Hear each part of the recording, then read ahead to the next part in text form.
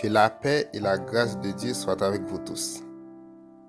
Aujourd'hui, nous avons ce sujet qui est aussi une question. Est-il possible d'être un chrétien isolé? Certaines personnes croient qu'elles peuvent rester chez elles, prient Dieu, confessent secrètement leurs péchés et continuent à le servir dans leur cœur.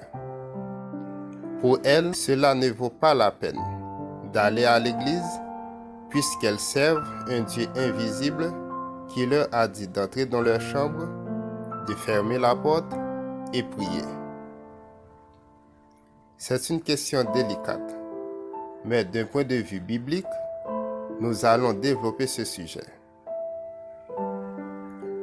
Nous allons tout mettre en contexte pour éviter toute incompréhension. Le thème Dieu invisible est mentionné à plusieurs reprises dans la Bible afin de nous préserver contre l'idolâtrie. Aussi, pour nous montrer le vrai chemin, les justes vivront par la foi. De plus, il existe de nombreux versets qui contredisent cette croyance. Brièvement, nous allons passer en revue 3 d'entre eux. Premièrement, Matthieu 5, les versets 13 à 16, nous a fait savoir que nous sommes le sel et la lumière du monde. Une ville construite sur une colline ne peut être cachée. Et à travers nos bonnes œuvres, Dieu sera glorifié. Cela signifie clairement que notre confession doit être rendue publique.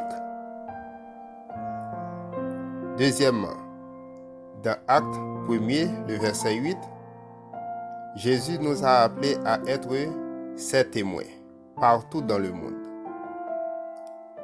Être témoin n'est pas une tâche facile. Vous devez être courageux pour affronter n'importe qui lorsqu'il s'agit de défendre votre foi ou votre position.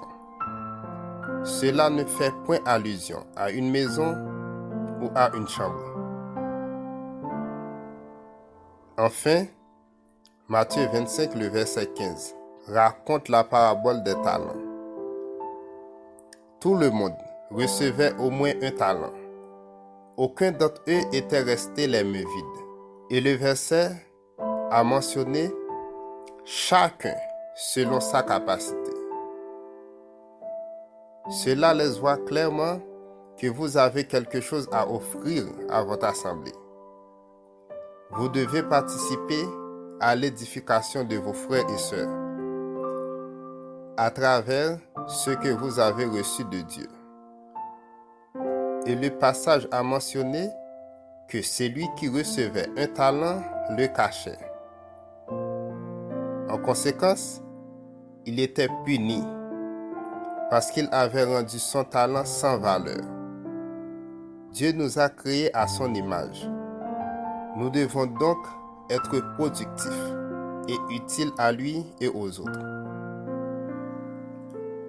C'est pourquoi nous sommes appelés membres du corps du Christ, à savoir l'Église. Hébreux 10, le verset 25 déclare: N'abandonnons pas notre assemblée, comme c'est la coutume de quelques-uns, mais exhortons-nous réciproquement, et cela d'autant plus que vous voyez s'approcher le jour.